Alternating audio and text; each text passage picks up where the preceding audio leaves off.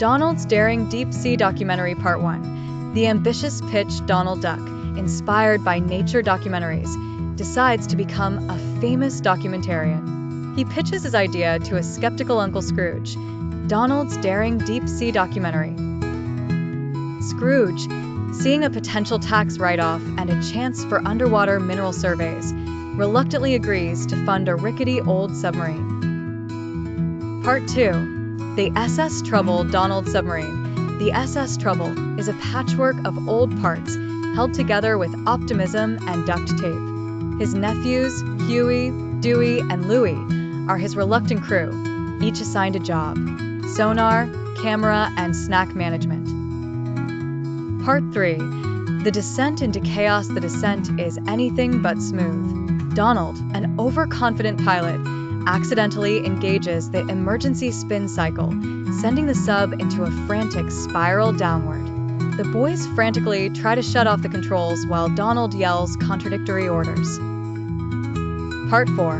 A calm in the deep. They finally level out in the serene mesopelagic zone, the twilight zone. The beauty of the bioluminescent creatures leaves them speechless.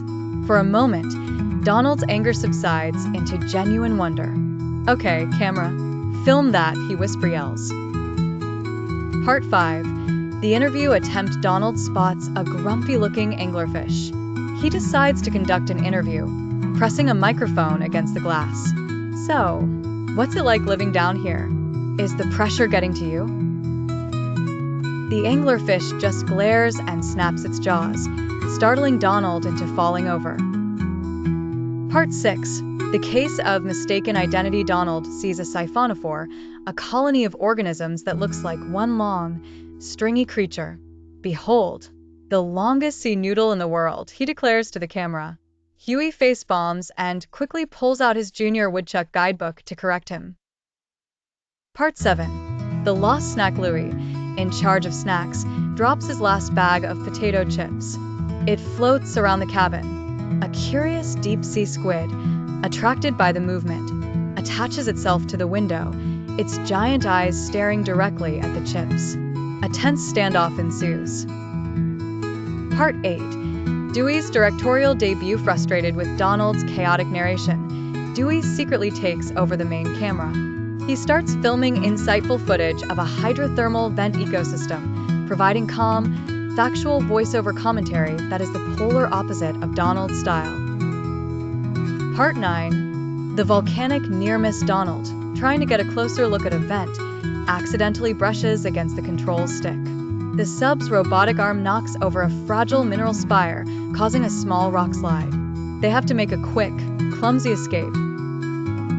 Part 10. The abyssal plain. Boredom. They reach the vast, flat abyssal plain. Donald finds it boring.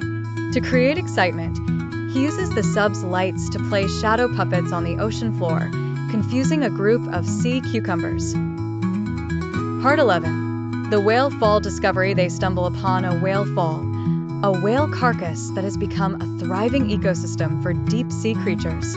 Donald is initially horrified. It's a ghost whale, but is then fascinated as Huey explains its vital role in the deep ocean's food web. Part 12.